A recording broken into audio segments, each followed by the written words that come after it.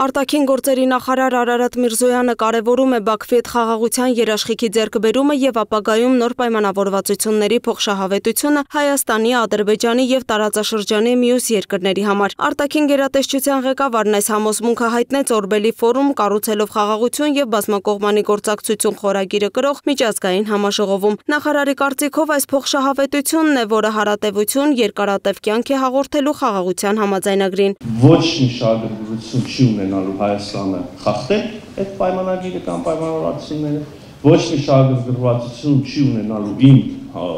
պատկերացմամբ Ադրբեջանը խախտել այդ պայմանավորվածությունները, ոչ մի շահագրգռվածություն չի ունենալու Թուրքիան խաթարել այդ գործընթացը Հայաստանի եւ Ադրբեջանի միջեւ եւ մնացած բոլոր երկրների եւս։ Այն հնարավորությունը, որ ստեղծվում է Հայաստանի համար, փոխկապակցվածությունը, վստահ եմ կանդրադառնանք հիմա ընթացքում նաև այդ հարցին, չգիտեմ, երկաթուղիներ, գազամուղեր, էլեկտրական հոսանքի գծեր եւ այլն, փոխկապակցվածություն, որը միայն Հայաստանին եւ Ադրբեջանին չի կապելու, չէ՞, բոլորս հասկանում ենք, կապելու է Եվրոպայից, Եվրոպական միությունից, մինչեւ հեռավոր արևելք ընկած բոլոր երկրներին։ Խաղաղությունը հնարավորություն է տալիս եւ Հայաստանին եւ Ադրբեջանին էականորեն ավելացնելու իրենց ինքնիշխանությունը։ Միրզոյանի խոսքով ցանկացած հակամարտություն, տարաձայնություն պարարթող է ստեղծում դրանց լուծման ընթացքում երրորդ երկրի կողմից իր շահերն առաջ մղելու համար։ Անշուշտ մենք ես արդեն ասեցի քաղաքական իմաստով, եւ ռազմաքաղաքական իմաստով, ռազմավարական ստրատեգիական իմաստով մենք կարողանալու ենք եւ արդեն կարողանում ենք ամրապնդել մեր ինքնիշխանությունը, բայց մյուս կողմից իհարկե բազմաթիվ փոխկապակցվածություններն ու փոխկախվածությունները մեկը կարող է անվանել թեևս խիստ վերապահումների մոտենա այդպիսի գնահատական, մեկը կարող է անվանել ճիշտ հակառակը ինքնիշխանության պակաս, ես կարծում եմ, որ բոլորովին ոչ, որտեղ մենք երբ խոսում ենք անկախություն եւ ինքնիշխանությունից, մենք մի ճար հարթություն այնուամենայնիվ նկատի ունենք։ Նախարարի խոսքով աշխարհաքաղաքական շահերի բախման կամ սրման շրջանում Հայաստանին հաջողվում է պահպանել հավասարակշռությունը։ Ռազմավարական գործընկերություն ունենք Միացյալ Նահանգների հետ, այդ մասին խոսում ենք, ռազմավարական երկխոսություն ունենք եւ արդեն ուզում ենք բարձրացնել գործընկերության մակարդակը Միացյալ Թագավորության հետ, ես այսպես փորձում քարտեզով արևմուտքից գալ մի շարք եվրոպական միության անդամների հետ էական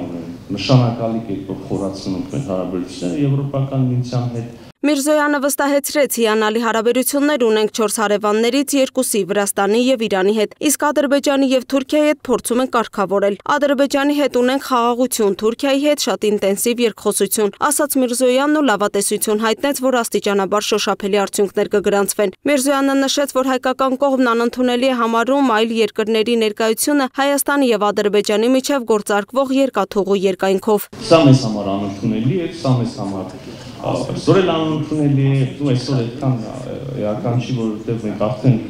պայմանավորվել ենք Ադրբեջանի հետ եւ ստորագրել են երկրների ղեկավարները սկզբունքները, որոնց շուրջ հետապաշրջապատումը տեղի կունենա։ Նրա դիտարկմամբ, երբ Միացյալ Նահանգներում նախաստորագրված համաձայնագրում ամրագրված են կողմ հանդիսացող երկրների ինքնիշխանությունն ու իրավազորությունը, ապա երրորդ երկրի կողմից երկաթուղու կամ այլ ենթակառուցվածքի նկատմամբ վերահսկողություն իրականացնելու թեման փակվում է։ Բայց այո, կային փորձեր, այո, դա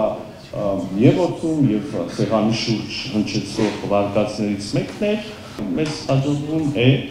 պահել այս հավասարակշռությունը, որից վստահ է մեր երկիրը եւ հարևանները շահելու են։ Խոսելով հայ-թուրքական հարաբերությունների մասին, նախարարն ասաց, որ այստեղ խնդիրն այլ է, այն հայ-ադրբեջանական հարաբերությունների հայելային հակապատկերն է։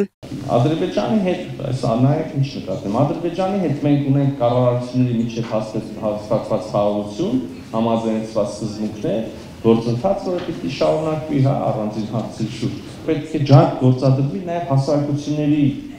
միջև, մարդկանց միջև, ուրեմն հաշտեցման ուղղությամբ։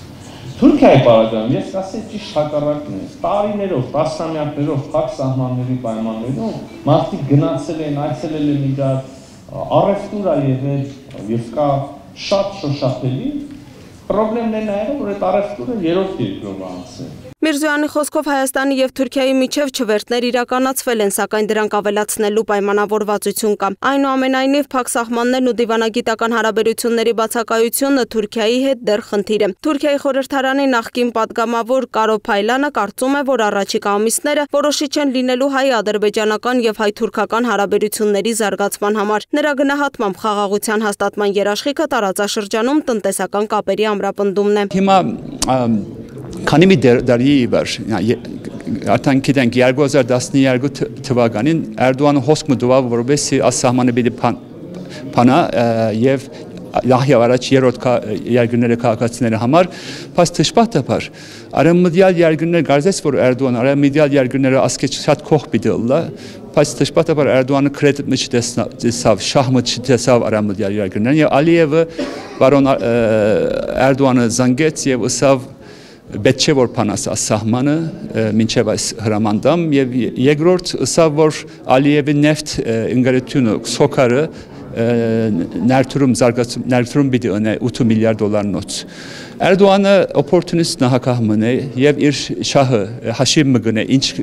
շահ ունիմ ինչ կորստունիմ Ես միշտ ասում եմ, ժամանակն է, որ Թուրքիան եւ Հայաստանը բացեն իրենց սահմանները, ոչ միայն երրորդ երկրների քաղաքացիների համար, այլև սեփական ժողովուրդների։ Դա իմ համոզումն է, բայց վստահ չեմ, որ պաշտոնական Անկարան հիմա կգնա այդ քայլին, քանի որ Թուրքիան եւ Ադրբեջանը գործում են փոխհամաձայնեցված։ Այնուամենայնիվ, կարծում եմ, որ Թուրքիայի ազգային շահերից է բխում այդ սահմանների բացումը, քանի որ դա կխթանի սահմանամերձ շրջանների տնտեսական ակտիվությունը։ Խաղաղությունը գալիս է մարդկանց միջև շփումների միջոցով, եւ ես կցանկանայի, որ փակ սահման այլևս չլինի։ Ինչ վերաբերում է Միացյալ Նահանգների ներկայությունը տարածաշրջանում, ապա այն նոր չէ, Հայաստանում գործում են բազմաթիվ ամերիկյան ընկերություններ, թեև իհարկե նոր երկաթուղին, որ պետք է կառուցվի, մեծ քաղաքական նշանակություն է ստանում։ Արտաքին գերատեսչության ղեկավարը ենթադրում է, որ կլինի հայ-ամերիկյան ձեռնարկություն, որը կկառուցի երկաթուղին եւ կզբաղվի ամենօրյա կառավարմամբ, սակայն սա չի նշանակում ամերիկյան վերահսկողություն, ենթակառուցվածքի նկատմամբ սա առաջին հերթին ունի տնտեսական բաղադրիչ։